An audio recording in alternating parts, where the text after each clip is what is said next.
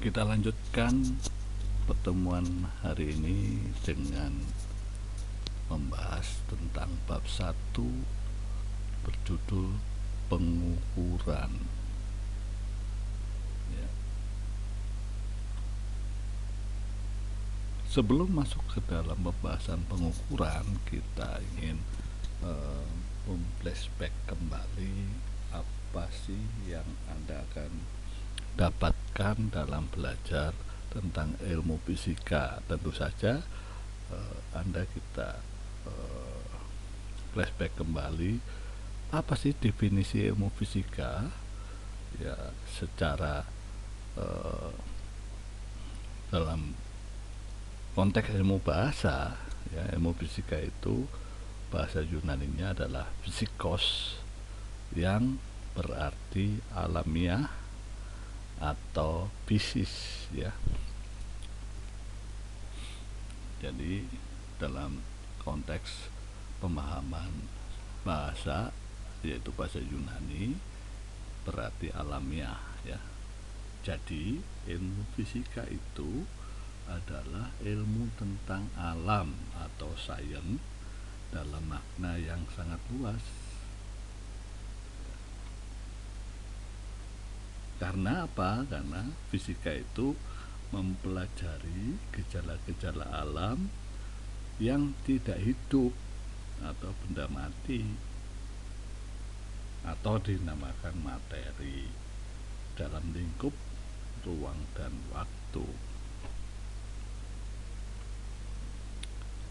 Jadi seorang fisikawan itu pada umumnya mempelajari perilaku dan sifat materi dalam bidang yang sangat beragam, ya.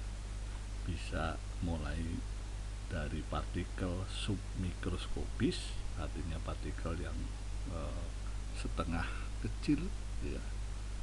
Submikro berarti masih di tengah antara makro dan mikro, ya. Yang partikel ini membentuk segala materi, ya. Yang mempelajari ini dinamakan orang fisika partikel, ya, atau ya belajar tentang perilaku materi alam semesta, ya, sebagai satu kesatuan kosmos atau ruang angkasa, ya. Dengan demikian, ilmu fisika itu disebut juga sebagai ilmu dasar, bahasa Inggrisnya adalah basic science. Nah, ilmu dasar yang lain selain fisika itu adalah biologi, kimia, dan matematika, ya. Nah, menurut Anda, apakah matematika itu termasuk sebagai ilmu dasar? Ya. Zaman saya waktu masuk di Fisika UI, namanya itu adalah Fakultas Ilmu Pasti Ilmu Alam, yaitu dengan singkatan FIPIA, ya. Saya masuk 78, saya lulus SMA 75, ya, tapi masuk ke UI 3 tahun berikutnya. 2 tahun saya bekerja, ya. Nah, waktu itu masih menjadi fakultas FIPIA, Fakultas Ilmu Pasti Ilmu Alam, ya, termasuk di dalamnya matematika. Nah, setelah itu tahun 79,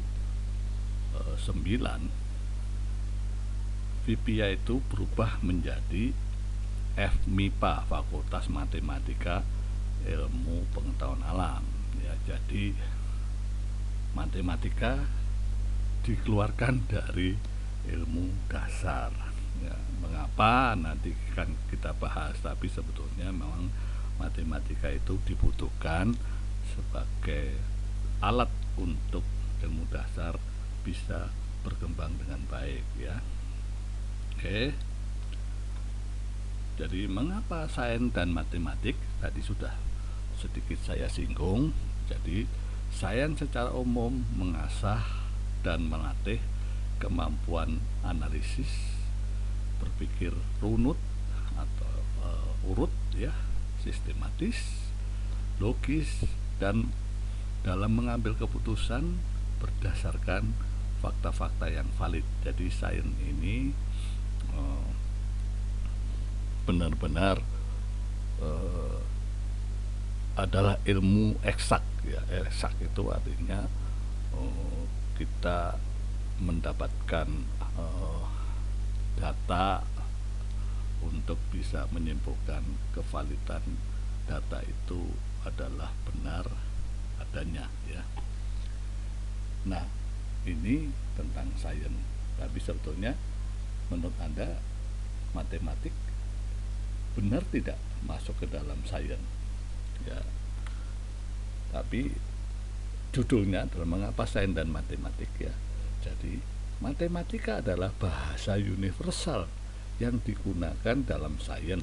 Nah, sebetulnya apakah matematik itu tidak punya kemampuan untuk yang menggeluti itu mengasah, melatih kemampuan analisis, berpikir urut? Sebetulnya ada juga ya.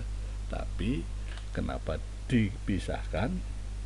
Karena matematik itu adalah sebagai bahasa universal atau alat digunakan dalam sains melatih kemampuan analisis dan logika ya. Jadi ini erat hubungannya antara sains dan matematik. Begitulah pemahamannya ya.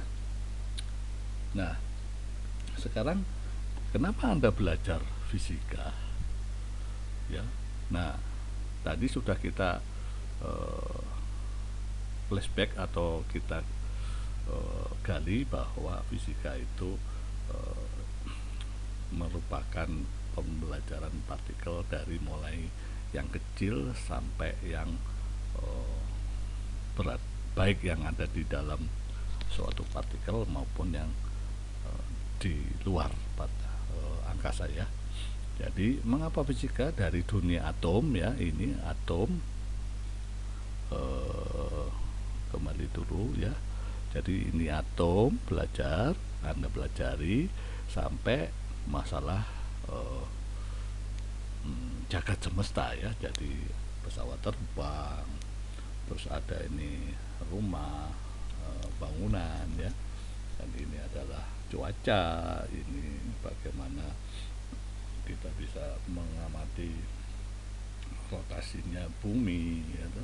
Ini ada lintasan dari orbit-orbit satelit ya. Jadi dari mengapa fisika ini mempelajari mulai dari atom sampai jagat semesta ya.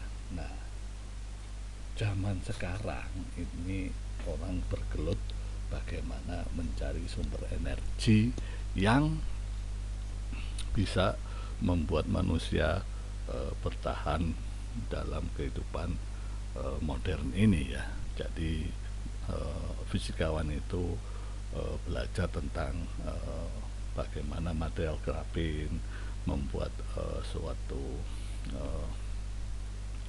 rangkaian fotovoltaik untuk membuat energi yang bisa membuat kehidupan manusia mudah ya. Jadi ini semua adalah kegiatan-kegiatan teknolog yang berbasis pada konsep fisika ya. Jadi ini baterai lithium itu mulai digalakan. Jadi ada superkapasitor, ada karbon nanotube. Semua ini arahnya mengarah bagaimana kita membuat sumber energi yang kecil tapi membuat mendapatkan atau menghasilkan sumber energi yang cukup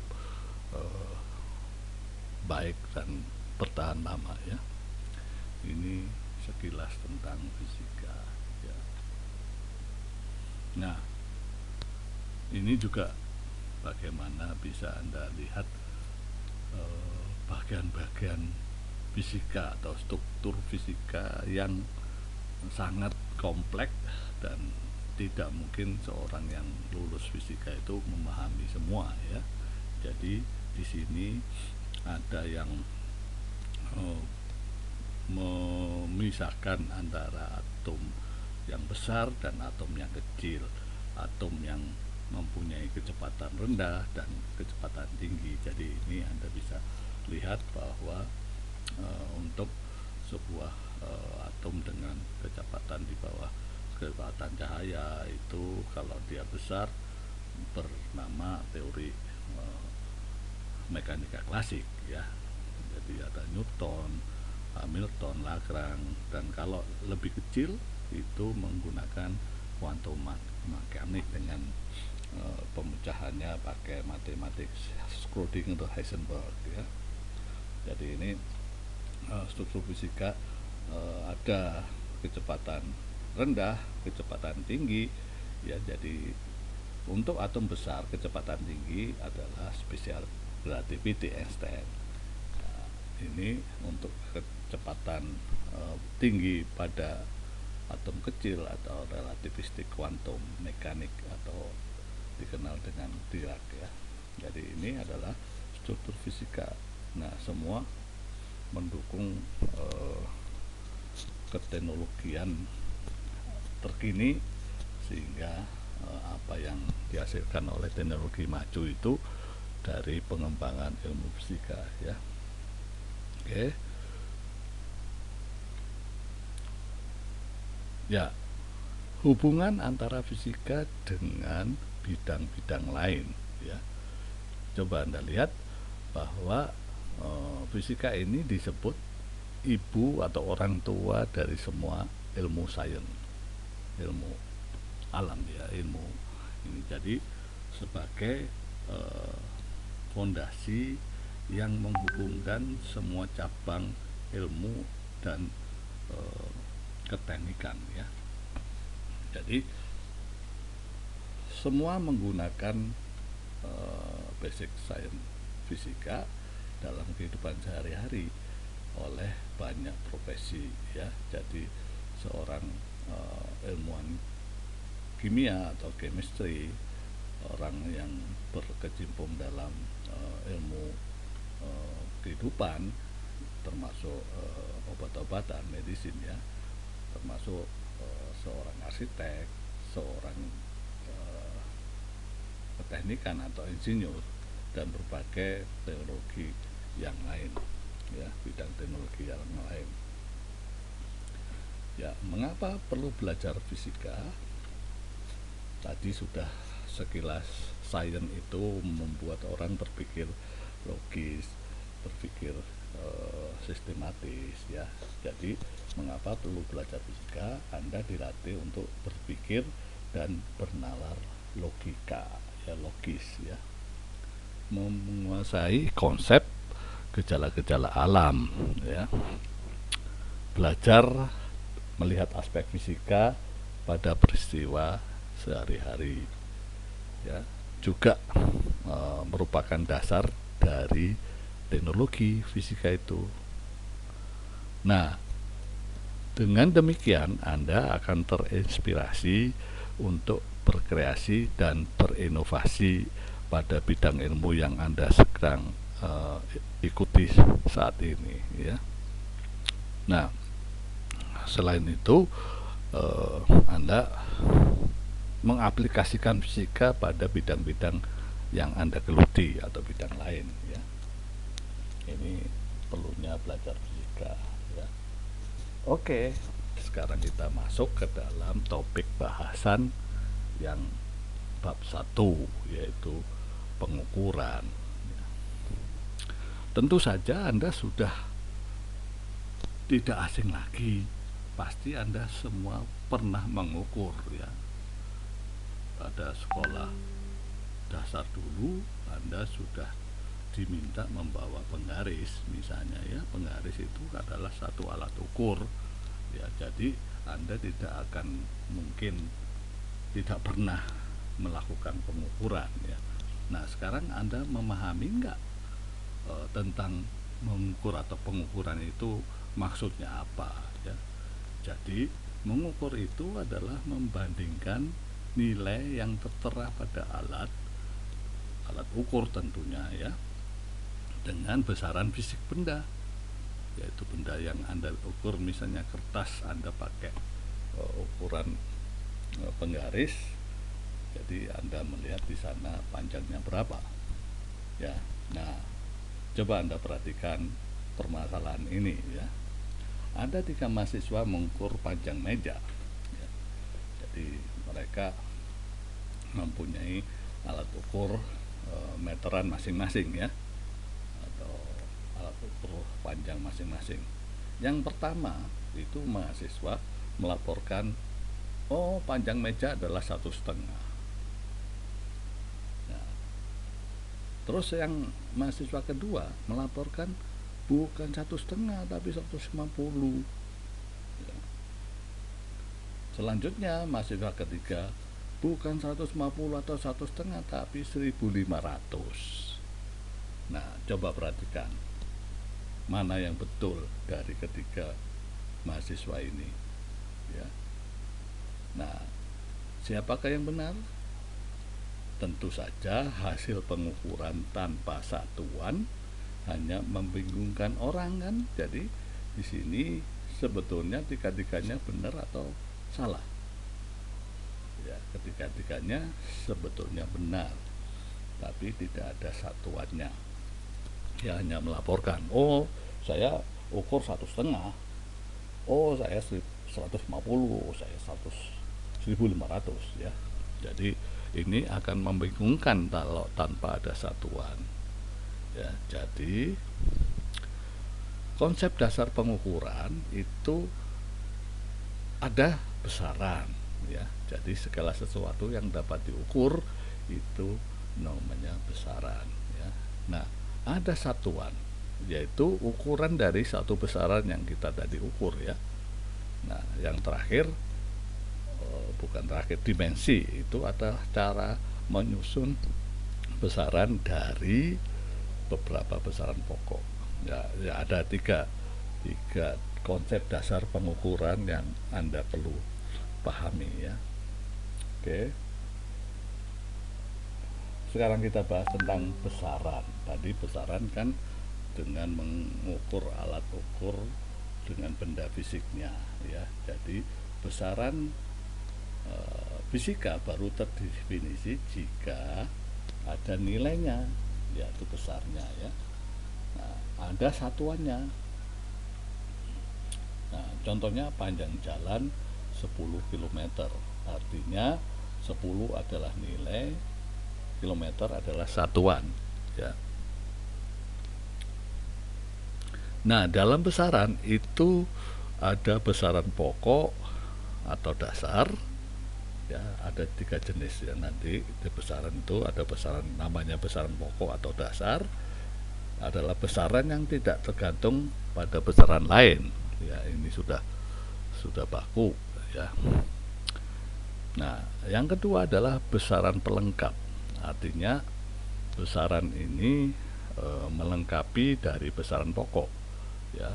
Jadi besaran yang melengkapi besaran pokok disebut besaran pelengkap.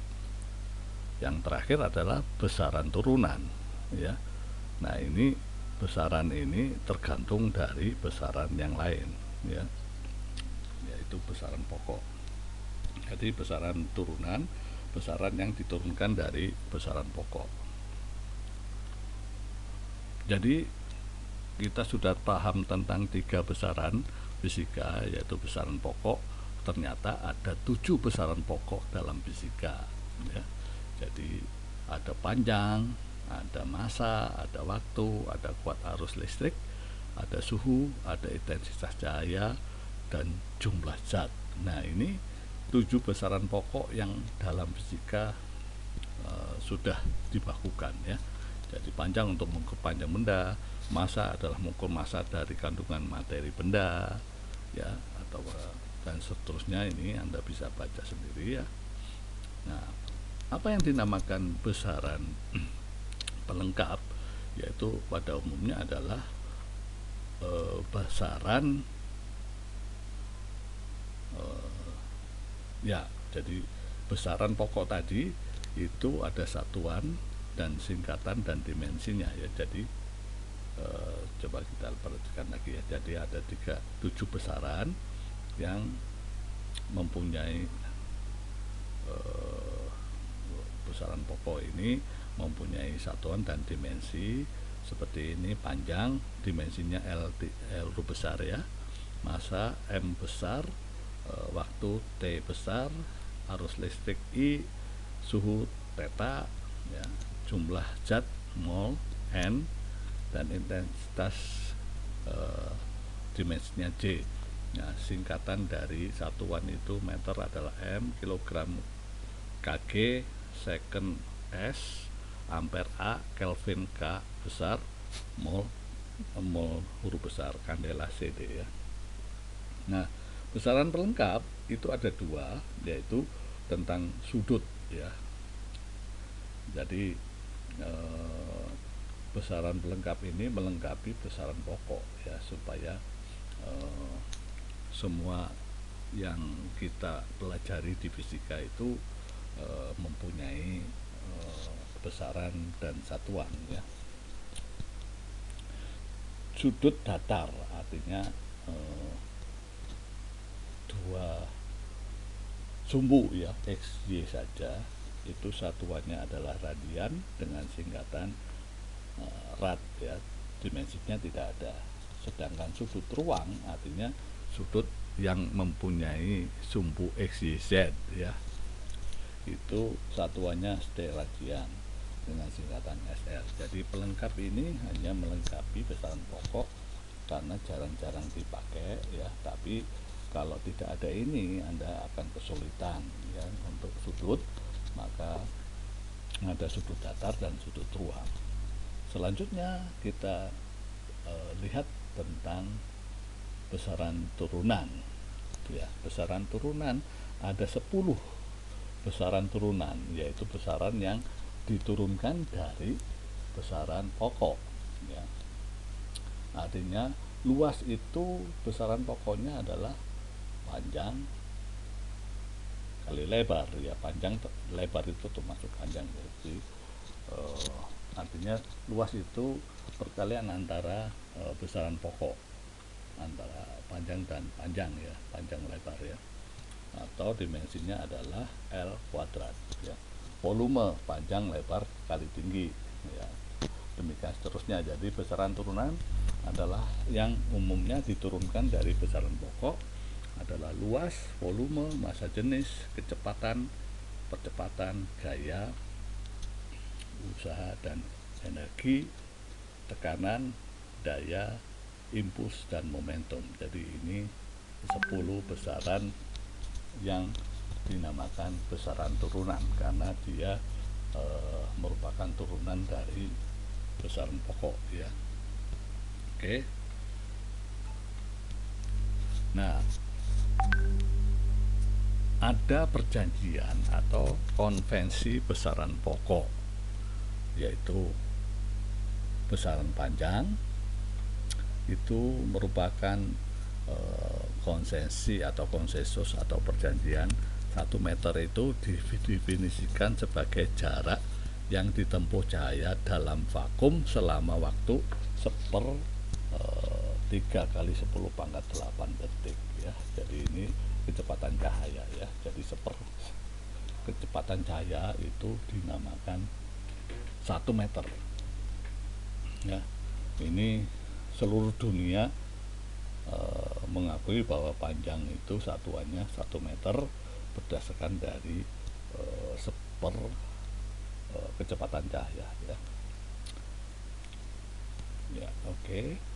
Dan konvensi besaran pokok lain adalah massa, atau ya, massa itu dinyatakan 1 kilogram itu adalah massa dari silinder campuran platinum iridium yang sekarang disimpan di International Bureau Weight and Measures di kota Sèvres dekat Paris ya, dengan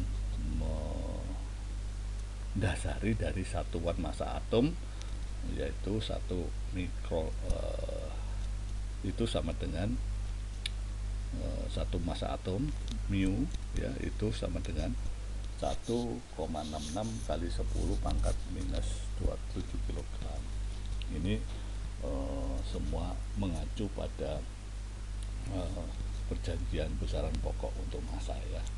Dan yang terakhir adalah waktu, yaitu dalam 1 detik ukuran waktu itu berdasarkan dari peluruhan atom cesium atau bergetarnya atom cesium itu sebanyak 9 kali 10 pangkat 6 kali ya. Jadi jam atom ini dalam selang 300 tahun tidak ada pergeseran sama sekali. Jadi artinya sudah valid ya, tidak berubah-ubah. Jadi ada 3 besaran pokok yang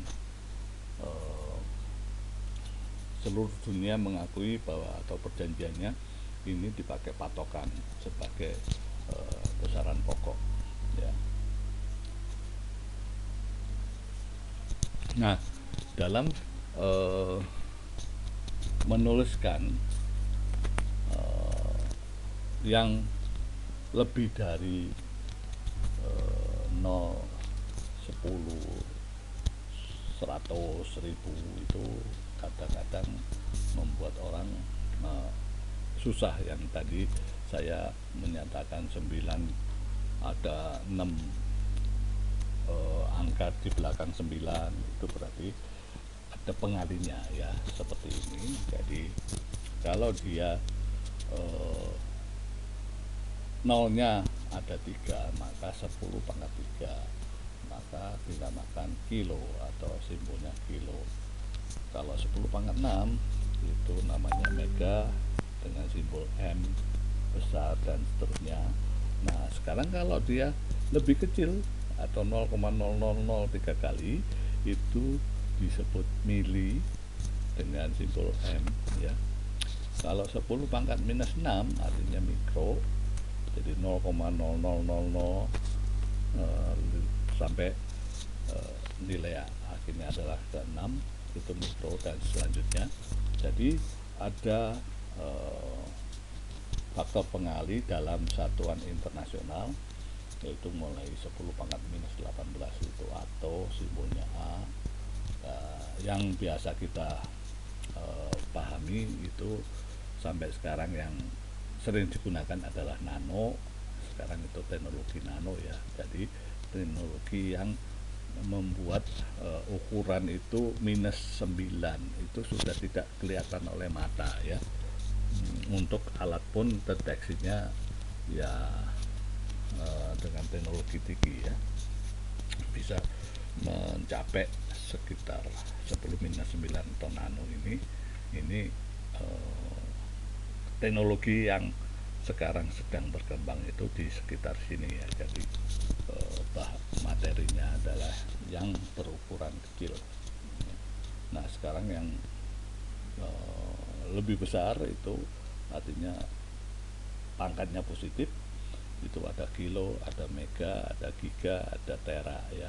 Kalau Anda perhatikan di dalam penyimpanan data itu Anda bisa mendapatkan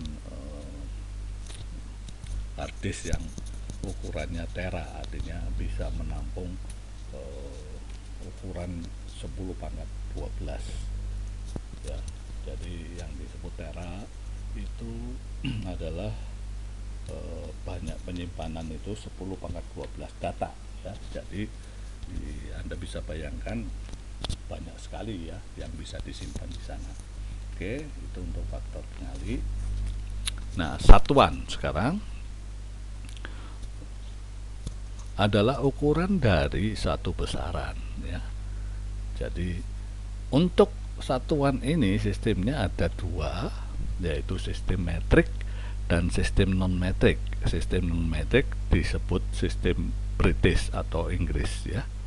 Jadi sistem metrik itu ada 2, ada yang namanya MKS adalah singkatan dari meter kilogram second, dan CGS cm gram second ya. Ini sistem metrik namanya.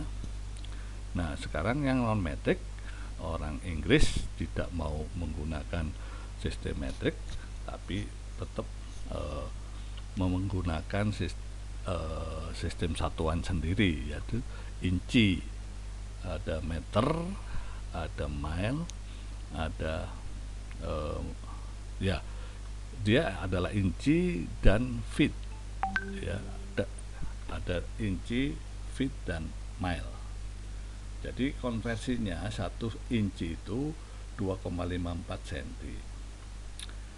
dan sedangkan feet itu diukur dari 1 meter itu sama dengan 3,28 feet, ya.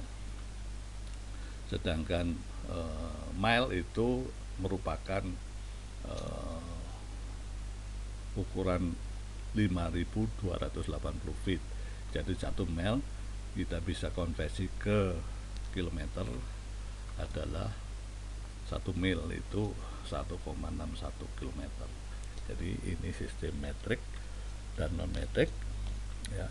Jadi yang non metrik itu adalah inci, feet, dan mil, ya. Nah, yang saat ini digunakan, kebanyakan orang menggunakan metrik ini diganti dengan sistem internasional atau SI, yaitu sistem MKS yang disempurnakan. Nah, ini sistem internasional ini yang paling banyak dipakai sampai sekarang. Jadi sistem internasional dan non metrik, ya. Yang sistem British, coba Anda perhatikan produk-produk teknologi yang Anda bisa beli itu ada satuan bagaimana Anda bisa golongkan dia sistem internasional atau sistem British, ya. Nah, konversi satuan artinya apa? Konversi satuan, Anda tidak akan bisa menjumlahkan yang satuannya beda, ya. Artinya bukan satuan antara kilo dan waktu, ya, tapi antara kilogram dengan gram misalnya, ya, atau meter dengan sentimeter, atau kilometer dengan meter, gitu, ya. Jadi konversi satuan itu merubah yang satuannya sama, satuan panjang atau satuan waktu atau satuan massa yang sama, ya, tapi ukuran yang beda, ya. Nah, seperti ini adalah bagaimana besaran sejenis yang satuannya tidak sama, ya, itu diperlukan konversi. Artinya contohnya seperti ini, ada 2 buah besaran untuk kelajuan, artinya kecepatan lah, ya, 72 km per jam ditambah 30 meter per detik. Nah, ini tidak bisa dilakukan penjumlahan kecuali Anda akan merubah menjadi yang sama, ya. Jadi kalau kita mengikuti sistem SI atau MKS, maka Anda akan mengkonversi kilo menjadi meter dan jam menjadi detik, ya. Jadi dengan demikian kilometer per jam itu 72 km menjadi 72.000 meter, sedangkan jam menjadi 3.600 detik, sehingga 72 km per jam itu artinya adalah 20 meter per detik, sehingga 72 km per jam ditambah 30 meter per detik itu sama saja Anda menjumlahkan 20 meter per detik ditambah 30 meter per detik sama dengan 50 meter per detik. Ini yang dinamakan konversi, yaitu Anda membuat besaran yang satuannya sama, ya. Jadi satuannya sama, baru bisa Anda lakukan operasi, ya. Oke, itu konversi. Ya, bagaimana kita berlanjut ke dimensi, ya. Dimensi adalah cara menyusun suatu besaran dari beberapa besaran pokok yang tadi ada simbolnya dimensi tadi, ya. Jadi kegunaan kita menggunakan dimensi bisa membuktikan dua besaran fisik setara atau tidak. Ya, yang kedua, meneliti kebenaran suatu rumus atau persamaan. Yang ketiga, bisa menurunkan satuan dari satu besaran. Yang keempat, menurunkan persamaan suatu besaran fisik jika kesebandingan besaran fisik dan besaran fisik lainnya diketahui, ya. Contohnya seperti ini, ketika kita ingin melihat besaran momentum, ya. Berarti dalam satuan internasional momentum itu merupakan perkalian massa kali suatu kecepatan, ya. Jadi massa itu dimensinya L, M, kecepatan adalah L T-1 atau ya seperti ya ini. Jadi satuan momentum itu bisa dilihat dari dimensinya, ya. Dimensinya itu karena ml T-1 artinya kilogram dari massa, panjang itu meter, dan T itu detik, ya. Jadi bisa dituliskan momentum itu satuannya kilogram meter per detik atau kilogram meter detik pangkat min 1 sesuai dengan dimensinya, ya. Oke. Ya, contoh soal. Ya, buktikan bahwa energi potensial dan energi kinetik adalah identik. Ya, ya kita tahu dua-duanya energi. Ya, tentu saja secara gampang kita pasti itu adalah identik, ya, karena sama-sama energi, ya. Jadi energi potensial itu besar dengan rumus mg kali h, sedangkan energi kinetik adalah setengah mv kuadrat. Jadi dengan menggunakan dimensi tadi, bahwa massa itu m, gravitasi itu adalah percepatan, ya, L-T-1, dan tinggi itu adalah dimensi panjang. Jadi dengan demikian dimensi dari energi potensial adalah ml kuadrat T-2, sedangkan energi kinetik adalah setengah kali massa kali kecepatan kuadrat. Jadi Anda bisa lihat kalau Anda menggunakan dimensi, namanya bilangan realnya itu tidak diperlukan, ya.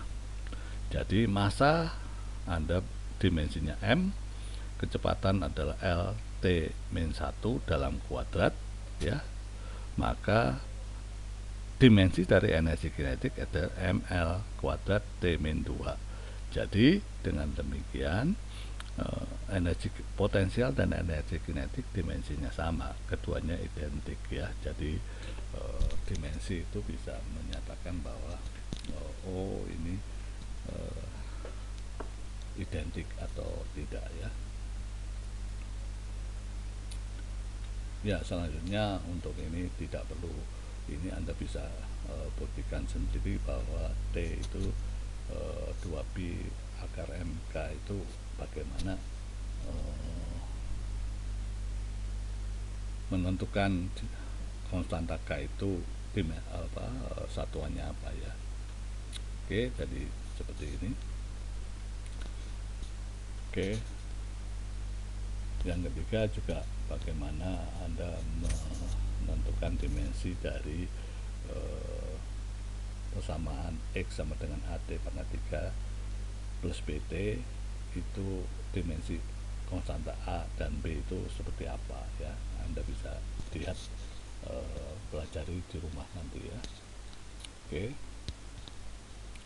Nah, di dalam pengukuran itu ada istilah yang namanya ketidakpastian atau uncertainty. Apa itu uncertainty? Adalah akibat dari keterbatasan suatu alat, ya, atau tergantung batasan dari eksperimennya, ya. Nah, hal ini uncertainty itu tergantung pada kualitas alat ukur, kemampuan si pengukur, dan metode pengukuran ya. Jadi nilai ketidakpastian itu sangat tergantung dari ketiga macam ini, yaitu alat ukur. Misalnya kalau Anda menggunakan pengukuran dengan penggaris, itu beda dengan mikrometer, beda dengan yang lain, yang tentu saja makin teliti alat ukur itu tentunya harganya lebih mahal ya, karena ya kualitas itu menentukan nilai atau harga dari sesuatu barang ya. Kedua, kemampuan si pengukur. Jadi kalau Anda baru pertama kali melakukan pengukuran ya, itu tentu saja banyak kesalahan ya. Bisa saja pada saat mengukur mata Anda tidak langsung lurus tapi nyerong misalnya. Nah, kemampuan si pengukur ini tergantung dari pengalaman ya. Jadi kemungkinan masalah ketidakpastian dari si pengukur ini akan terjadi ya. Tentu saja metode pengukuran juga mengakibatkan nilai ketidakpastiannya berbeda ya. Jadi metodenya lain, tentu saja beda hasilnya ya. Oke, pengukuran panjang yaitu bagaimana tadi sudah saya singgung, ketika kita penggaris ketelitiannya satu skala itu besarnya 1 mm, artinya ketelitiannya 1 mm saja ya. Jadi situ, jadi skala-skala dari penggaris itu paling kecil adalah 1 mm ya. Nah, jangka sorong itu 0,1 mm ya, lebih teliti jangka sorong. Nah, sekarang mikrometer scope itu lebih teliti lagi, 0,01 mm. Jadi tiga alat ukur ini memang fungsinya akan menjadi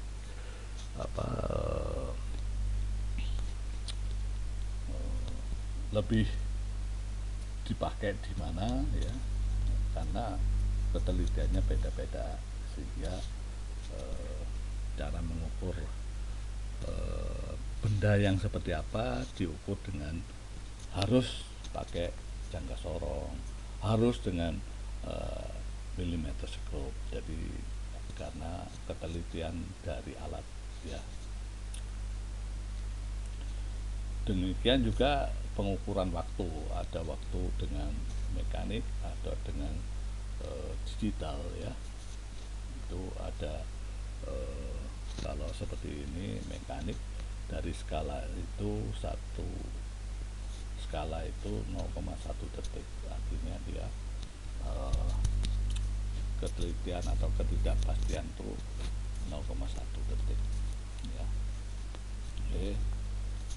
Untuk pengukuran massa atau alat ukur timbangan misalnya ya, jadi neraca atau pengukuran massa ini menggunakan berbagai neraca, ada neraca lengan, ini ada neraca pegas, adanya hidrolik dan elektronik ya.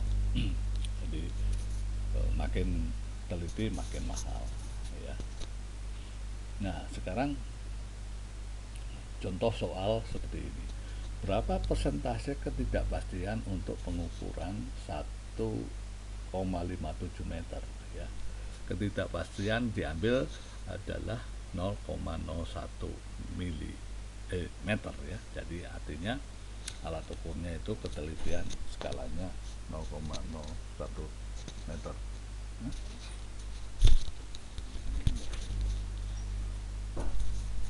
Ya, penyelesaiannya uncertainty Y itu adalah ketidakpastian tadi atau alat ukur ketelitian itu dibagi dengan besarnya pengukuran dikalikan 100%. Jadi untuk mencari ketidakpastian dari suatu pengukuran, yaitu ketelitian alat ukur dibagi dengan besarnya ukuran yang kita dapatkan ya. Jadi dengan demikian ketidakpastian dari ukuran ini adalah 1%. Nah, sekarang kalau kita diberi informasi bahwa pengukuran hasilnya adalah 5,48 plus minus 0,25 meter ya. Nah, ditanya berapa persen ketidakpastian dalam pengukuran ya. Jadi ketidakpastian adalah yang menambahkan dari data yang ada, yaitu ketidakpastiannya adalah ya, 0,25 ya. Jadi ketidakpastian persentasenya adalah nilai ketidakpastian dibagi dengan besarnya pengukuran dikalikan 100%, jadi 4,6% ya. Oke, selanjutnya Anda coba latihan di rumah ya. Oke, selanjutnya kita bahas tentang angka penting. Apa itu angka penting?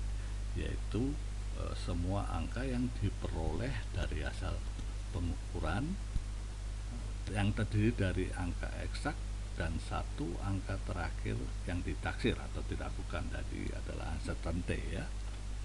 Nah, aturan angka penting Anda sudah terbiasa ya. Jadi nanti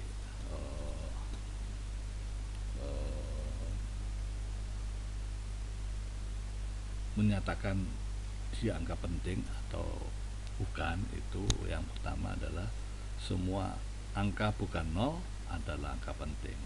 Angka 0 di antara dua angka bukan 0 dinamakan angka penting. Angka 0 di sebelah kanan angka bukan 0 adalah angka penting. Jadi yang disebut tidak termasuk angka penting adalah angka 0 di sebelah kiri angka bukan 0. Jadi baik sebelum atau sesudah tanda koma ya. Jadi kita lihat seperti ini, 81,60 artinya Anda ini termasuk di dalam aturan angka penting nomor 2 ya. Jadi di sini dihitung 4 angka penting karena 0 ini ada di sebelah kanan angka bukan 0 ya. 7,03 artinya 0 itu berada di antara dua angka bukan 0, artinya nomor 3 ya. Itu 3 angka penting. Nah, sekarang ini adalah yang keempat ya. 0 berada di sebelah kiri bukan angka 0 ya. Jadi di sini yang bukan 0 adalah 8 dan 6. Yang 0 yang sebelah kiri baik itu sebelum koma atau setelah koma itu tidak dihitung, artinya dia bukan angka penting. Jadi hanya 2 angka penting untuk penulisan ini ya. Nah, sekarang 87,00 artinya sesuai dengan nomor 3 ya. Jadi angka 0 di sebelah kanan angka bukan 0 termasuk angka penting ya. Jadi 87,00 artinya ada 4 angka penting ya. Perlu diingat bahwa sistem Indonesia pemisah desimal itu menggunakan koma ya, sedangkan pemisah ribuan menggunakan titik. Berbeda dengan Inggris, jadi yang desimal itu titik, yang ribuan adalah koma ya. Oke. Ya, yang tadi saya sedang ucapkan yang Anda sudah terbiasa itu adalah aturan pembulatan, yaitu pembulatan angka yang kurang dari angka 5 ya, di belakang koma itu biasanya dibulatkan ke bawah ya. Kalau lebih dari 5 dibulatkan ke atas. Nah sekarang kalau dia persis 5, bagaimana membulatkannya? Dibulatkan ke atas bila angka sebelum 5 itu ganjil ya, dibulatkan ke bawah jika angka sebelum 5 itu genap. Oke, jadi ini aturan pembulatan. Nah, dalam angka penting ini, aturan penjumlahan dan pengurangan itu ada aturannya, yaitu ketika menjumlahkan atau mengurangkan harus memiliki angka penting sebanyak angka penting yang terkecil. Nanti kita lihat ya. Jadi Anda harus cari yang paling kecil angka pentingnya ya, kalau jumlah dan kurang. Demikian juga untuk perkalian dan pembagian, menggunakan angka penting mengikuti jumlah angka penting yang paling kecil ya. Contohnya seperti ini ya. Kalau kita menjumlahkan 123 meter ya, ditambah 5,35 meter, hasilnya berapa ya? Hasilnya, benarkah ini Anda jumlahkan semua 123 tambah 5 128,35 ya. Nah Anda lihat yang dijumlahkan ini angka pentingnya hanya 3 ya. Jadi 123 dan 535 itu sama-sama 3 ya. Jadi kalau hasilnya 128,35 artinya ini angka pentingnya adalah 5. Jadi ini salah ya. Jadi hasilnya adalah ini dihilangkan. Kenapa dihilangkan? Karena setelah koma itu nilainya adalah 3 ya. Kalau dia angkanya 5, maka seperti apa? Ya hilang. Kalau 4 juga hilang ya. Karena apa? Kalau di sini 8 berarti harusnya dibulatkan ke bawah ya. Nah itu nanti Anda terbiasalah untuk melakukan pemahaman dengan penulisan angka penting ya. Jadi jumlah angka penting harus sama dengan jumlah angka penting yang terkecil dari bilangan penjumlahannya, termasuk pengurangannya. Nah sekarang perkalian. Jadi ini 2,04 meter dikalikan 3,5 meter. Nah Anda harus berpatokan bahwa yang paling kecil adalah 2, ini kan 3 ya. Jadi ketika Anda mengalihkan di kalkulator, tentu saja muncul 7,140 ya. Kalau Anda lakukan ini sesuai dengan hitungan kalkulator, tentu saja salah ya.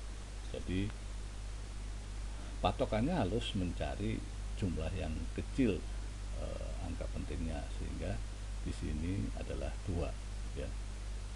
Jadi 35 itu adalah 2 angka penting, sedangkan 2,04 adalah 3. Jadi 7,1. Jadi kenapa 40 dihilangkan? Karena dia kurang dari 5 ya. Oke. Jadi kalau dia ini 5, maka ini 7,2 ya. Kalau dia 6 itu 7,2 juga, tapi kalau 4 langsung hilang ya. Oke, jadi ini pemakaian angka penting ya. Ketika dibagi juga begitu. Jadi ini adalah 5 angka penting dibagi 2 angka penting, hasilnya harus 2 angka penting ya. Oke. Operasi akar juga sama. Jadi akar 46 di kalkulator pasti keluar ini ya, 6,7823. Tapi karena akarnya dari 2 angka penting, maka hasilnya harus 2 angka penting ya. Kenapa 6,8? Karena setelah 7 adalah angka lebih dari 5 ya. Berarti ini harus dibulatkan ke atas ya. Jadi 6,8. Nah, akar 225.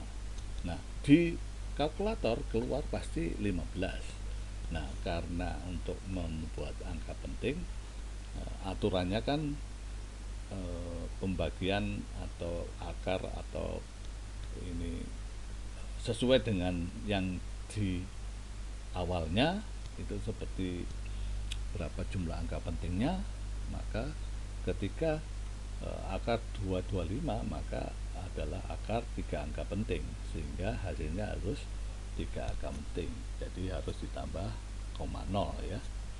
Jadi Anda perhatikan seperti ini untuk pembuatan operasi akar.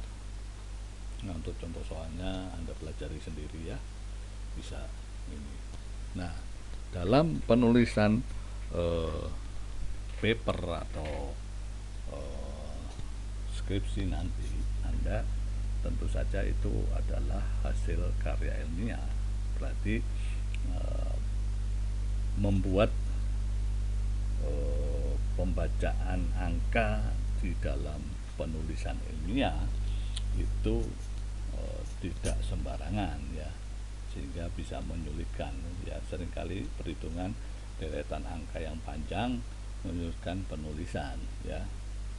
Jadi untuk membuat simpelnya atau membuat orang bisa baca dengan mudah bahwa ini seperti apa, maka digunakan 10 pangkat ya. Seperti ini, dalam notasi ilmiah angka hasil hitungan itu dinyatakan sebagai A, B kali 10 pangkat N ya, dimana A itu boleh satu angka, hanya boleh satu angka ya.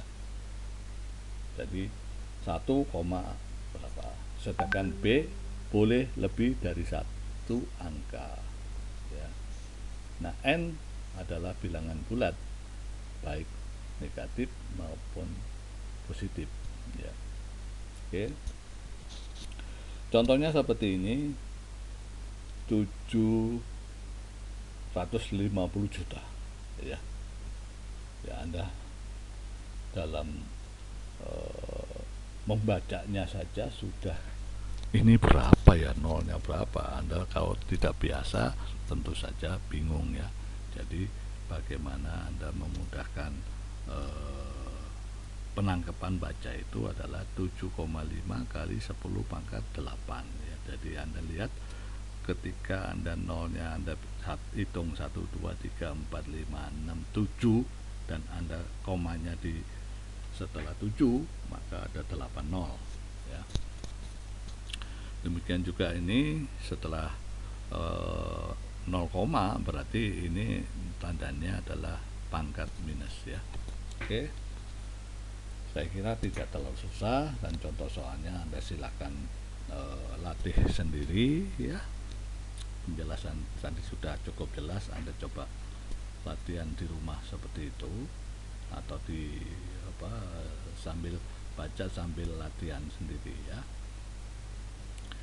Ya, kita masuk ke dalam pembahasan bab 3 tentang vektor ya. Sebetulnya ini tidak terlalu membuat Anda susah ya, karena Anda sudah pernah belajar sebelumnya ya. Jadi vektor, apa yang dinamakan vektor, kita akan lihat ya, bahwa dalam fisika itu besaran ada 2 macam ya. Besaran yang dinamakan besaran vektor, yaitu selain dia memiliki besar juga memiliki arah, atau besar itu nilai ya.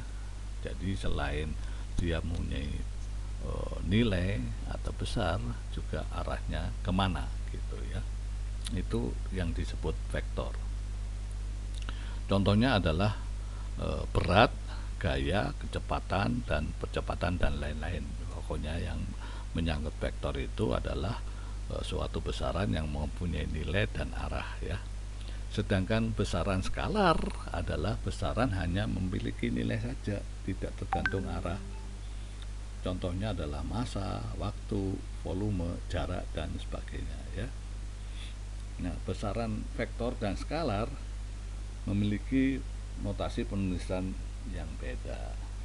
Ya, kita kalau skalar tidak terlalu pusing ya, sudah biasa. Sedangkan vektor itu biasanya ditulis dengan huruf tebal.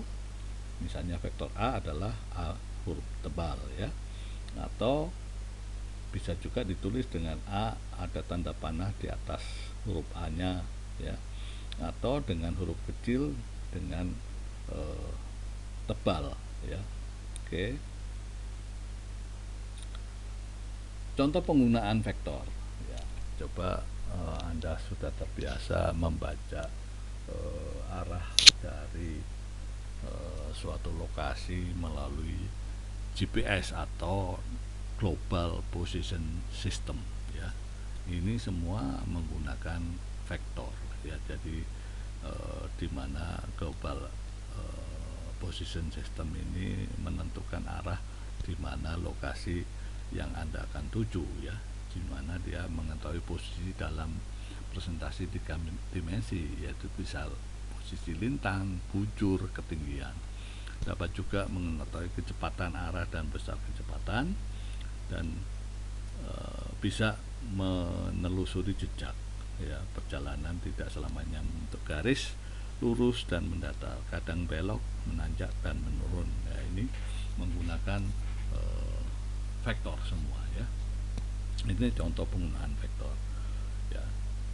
Juga digunakan dalam pergerakan ya, posisi awalnya di sini terus posisi ke sini ya. Jadi ada misalnya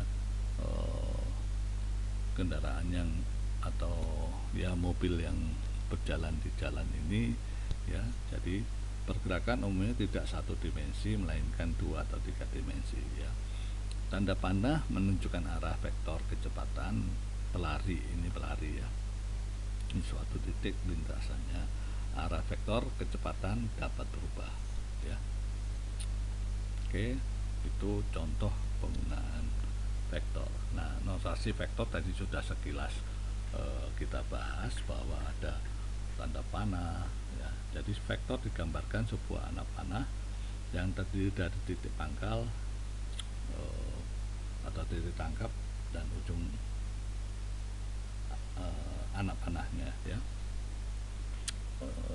Ini ada menggambarkan vektor ya. Tadi notasinya sudah kita lihat, huruf besar dengan huruf tebal atau di atasnya ada tanda panah. Nah, ini notasi vektornya yaitu menggunakan suatu anak panah ya, seperti ini. Jadi ada posisi P dan Q, maka kita buat vektor mulai dari pangkalnya P menuju ke Q, itu adalah ini vektor PQ ya. Jadi titik P itu adalah titik pangkal atau titik tangkap vektor, sedangkan Q adalah ujung vektor. Panjang PQ itu nilai dari vektor PQ dengan membuat seperti determinan PQ ya, gambar itu. Nah, simbolnya sudah kita tadi sudah bahas. Penulisan nilai itu adalah dengan A dipagari atau determinan ya, ini seperti itu. Berarti dia ini. Nah, sekarang apa yang dinamakan vektor sama ya, vektor sama dan vektor tidak sama. Jadi dua vektor yang dinyatakan sama itu mempunyai besar dan arah yang sama. Sedangkan tidak sama yaitu vektor itu mempunyai nilai yang sama tapi arahnya berlainan, itu dinyatakan tidak sama. Ya. Vektor yang mempunyai nilai berbeda tapi arahnya sama, itu juga dinamakan tidak sama. Vektor yang nilainya berbeda tapi arahnya juga berbeda, itu juga dinyatakan tidak sama. Jadi Anda bisa pahami dengan gambar seperti ini ya. Jadi ada A, B, C, D, E, vektor 5 ini yang Anda bisa kategorikan mana yang sama, mana yang tidak sama ya. Jadi vektor A dan vektor C itu panjangnya sama, arahnya sama, itu berarti A dan C sama. Nah, vektor A dan vektor B itu panjangnya sama, arahnya berlainan ya. Nah, ini juga dinamakan tetap yang tidak sama ya, arahnya yang tidak sama ya, dinyatakan sama tapi arahnya berbeda.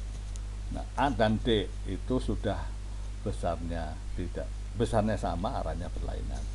Dan A dan E itu, atau D dan E, sudah arahnya beda, besarnya juga beda. Itu juga. Jadi ini yang menentukan penilaian besarnya vektor sama atau tidak sama ya. Nah, dalam vektor itu ada yang dinamakan vektor satuan. Jadi kita sekarang sudah arah ruang yang mempunyai sumbu X, sumbu Y, dan sumbu Z ya. Jadi vektor satuan adalah sebuah vektor yang didimensikan dari satu satuan vektor ya. Jadi untuk arah sumbu X itu vektor satuannya adalah notasinya I kecil ya. Untuk sumbu Y itu vektor satuannya J, sedangkan untuk vektor arah sumbu Z itu vektor satuannya K ya. Ini untuk kartesian seperti ini kita kenal bahwa vektor satuan sumbu X adalah I, Y adalah J, Z adalah K ya. Ya, untuk penulisan suatu vektor dalam koordinat kartesian berdasarkan komponen-komponennya adalah seperti ini. Jadi untuk vektor A ya, dari vektor ruang di sumbu X, Y, Z ini, maka A ini diproyeksikan ke dalam sumbu masing-masing. Jadi maka A ini mempunyai vektor satuan arah X adalah I, AX, AY vektor satuannya J, dan AZ adalah K. Jadi komponen-komponen suatu vektor bisa kita proyeksikan kepada suatu salib sumbu yang sesuai dengan proyeksinya di mana ya. Dia kalau ke arah sumbu X, maka A-nya adalah besarnya AX tapi arahnya ke I ya. Jadi kalau komponen suatu vektor itu dijumlahkan itu menjadi suatu vektor A ya. Nah, untuk sifat-sifat dari vektor satuan ini itu kita sudah harus paham. Kalau nanti vektor satuan ini dikalikan, ada perkalian vektor itu, ada perkalian titik ya, artinya I titik I artinya dot ya. Jadi I didotkan I sama dengan J didotkan J sama dengan K didotkan K sama dengan besarnya 1 ya. Ingat bahwa kalau satuan itu dikalikan secara titik atau dot, harus yang sama menghasilkan nilai 1. Nah, yang tidak sama hasilnya 0 ya. Nah, sekarang ada perkalian secara silang atau cross ya. Kebalikan dari titik. Kalau perkalian dengan yang sama cross itu hasilnya 0 ya. I cross I, J cross J, K cross K sama dengan 0. Nah, ingat kalau tidak arahnya sama, misalnya I cross J, jadi Anda harus perhatikan ya, I cross J artinya kalau Anda mulai dari I artinya arahnya berlawanan, jarum jam arahnya ya, maka hasilnya adalah plus K ya. Jadi I cross J adalah K ya. Sedangkan kalau I cross K ya adalah minus J. Karena apa? Karena dia searah jarum jam. Di mana ini? I cross K. I cross K mana? I cross K adalah minus J di sini ya. Nggak kelihatan. Jadi kalau cross itu Anda ikutin saja yang dikalikan yang mana. Kalau I cross J artinya I dengan J itu Anda hubungkan, dia arahnya ke arah searah jarum jam atau enggak. Kalau searah menghasilkan nilai yang negatif, kalau yang berlawanan nilainya positif. Jadi hasilnya kan hasil yang arah yang berbeda ya, suatu perkalian cross. Nanti Anda bisa pelajari di akhir perkuliahan ini ya. Nah, penjumlahan dan pengurangan vektor, mencari resultan dari beberapa buah vektor, berarti Anda mencari vektor baru ya. Jadi vektor itu bisa dikurangi atau bisa dijumlahkan. Nah, untuk membuat penjumlahan dan pengurangan itu ada 4 metode ya, yaitu metode jajaran genjang, metode segitiga, metode poligon, metode urean ya. Kita akan lihat satu-satu ya. Metode jajaran genjang Anda sudah biasa, misalnya A ditambah B, maka Anda gabungkan antara vektor A dan B ini satu titik tangkap, yaitu ekor dengan ekor ya. Maka A dan B itu Anda gabungkan titik tangkapnya, sehingga Anda bisa buat panah kepalanya. Panah dari B itu Anda tarik garis sejajar dengan A, dan untuk yang kepalanya A Anda garis sejajar dengan B, maka titik tangkap A dan B ini Anda tarik pada pertemuan perpotongan antara perpanjangan A dan B tadi, sehingga garis yang dari titik tangkap ini ke pertemuan itu merupakan jumlah dari vektor A dan B ya. Ini metode jajaran genjang, artinya Anda bisa membuat dua vektor itu satu titik tangkap sehingga membentuk suatu sudut, dan Anda bisa buat jajaran genjang. Nah, berapa besarnya R itu adalah Anda buat notasi R determinan atau pagar kiri kanan ya.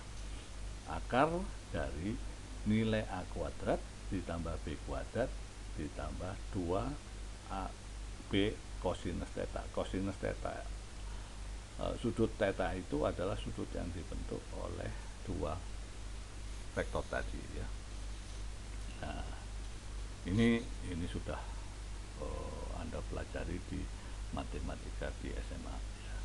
Sedangkan arahnya R itu adalah RY dibagi RS ya. Oke.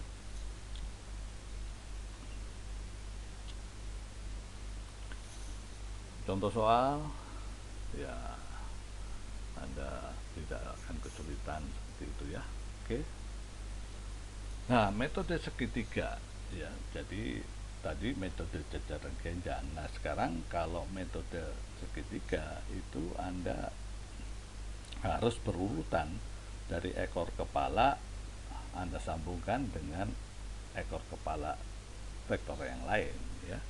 Jadi ketika A ditambah B, maka posisi vektor A Anda adalah memindahkan vektor B itu di kepala atau ya di ujung panahnya A.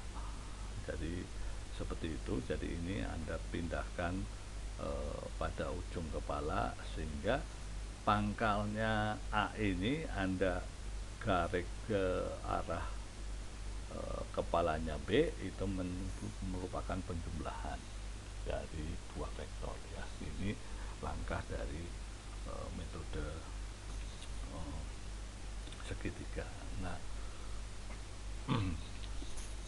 Kalau dia dibalik, maka Anda menyatakan nanti ini adalah R min A min B ya. Jadi seperti itulah. Sekarang model poligon, artinya poligon ini adalah vektornya lebih dari dua ya. Jadi misalnya A, B, C. Jadi prinsipnya seperti metode segitiga, jadi ekor kepala ya, seperti itu ya. Jadi seperti itu, jadi A ditambah B itu jadi ekor kepala ya, terus C itu ekor kepala juga, sehingga hasil penjumlahannya adalah ekornya A menjadi ke arah kepalanya C ya. Jadi metode poligon mirip dengan segitiga, tapi dia lebih dari dua vektor ya. Oke, sekarang terakhir menggunakan urean. Jadi ketika ada suatu vektor A itu, maka Anda bisa buat ureannya ke arah sumbu masing-masing ya. Jadi A ini Anda bisa proyeksikan ke sumbu X dan sumbu Y. Jadi B nya juga seperti itu. Jadi ketika A, B, C itu berada dalam vektor di komponen X dan Y, Anda uraikan, maka R ditambah R itu merupakan penjumlahan vektor A, B, C, maka yang Anda jumlahkan adalah komponen yang sama ya. Untuk Rx adalah komponen AX ditambah BX tambah CX. Untuk komponen Y, AY tambah BY tambah CY ya. Jadi ini metode uraian, artinya vektor itu Anda uraikan pada komponen masing-masing dan Anda mendapatkan komponen yang sama, sehingga Anda jumlahkan yang sama tadi, maka besarnya vektor R itu adalah akar dari Rx kuadrat ditambah Ry kuadrat ya. Oke, contoh soalnya Anda silakan pelajari sendiri ya. Oke, perkalian vektor ya, tadi sudah kita singgung, ada skalar dengan vektor, ada vektor dengan vektor. Ada vektor dengan vektor ini ada dua, titik dan silang ya. Kalau skalar dengan vektor, artinya kalau vektornya panjangnya 5 dikalikan 3, artinya jadi 15 ya panjangnya. Jadi skalar itu tinggal kalikan saja ininya ya. Jadi melihat juga pengalinya itu positif atau negatif ya. Jadi seperti itu, tidak susah kalau skalar ya. Nah, kalau titik seperti ini, maka A dot B sama dengan C. Artinya kalau Anda membuat matematisnya, maka besarnya A berapa, besarnya B berapa, sudut pembentuknya berapa ya. Jadi A dikalikan B seperti ini. Sifat perkalian titik itu komutatif, artinya bisa dibalik ya. Distributif bisa dikali-kalikan seperti matematika biasa ya. Nah, jika A dan B saling tegak lurus ya, jadi misalnya A dan B ini karena kosinus 90 adalah 0, maka dia 0. Jadi tapi kalau dia searah, maka A cross B, A dot B sama dengan A min B. Tapi kalau berlawanan, maka A min B ya. Itu sifat-sifat dari sekarang perkalian silang. Dengan perkalian silang itu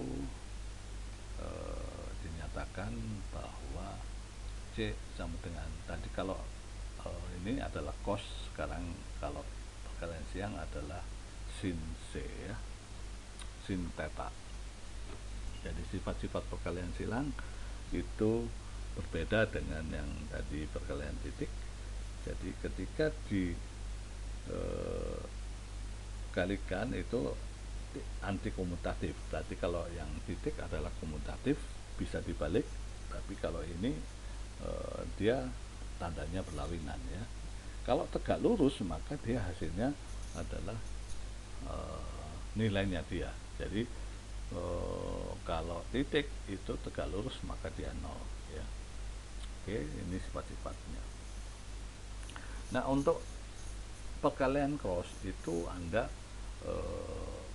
bisa gunakan aturan tangan kanan. Jadi ujung ibu jari itu hasil vektor perkaliannya ya, telunjuk 4 jari selain ibu jari itu merupakan vektor yang Anda akan kalikan secara cross. Nah, B nya Anda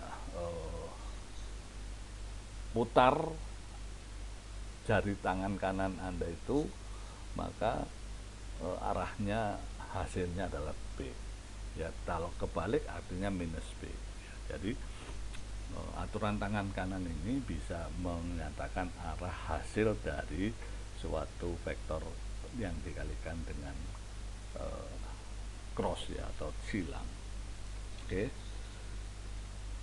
ya, ini kalau kita menggunakan perkalian titik dengan menguraikan vektor itu, maka dengan demikian Anda harus pahami sifat dari perkalian titik tadi. Kalau sama maka hasilnya 1, kalau tidak sama dengan 0 ya. Jadi seperti ini.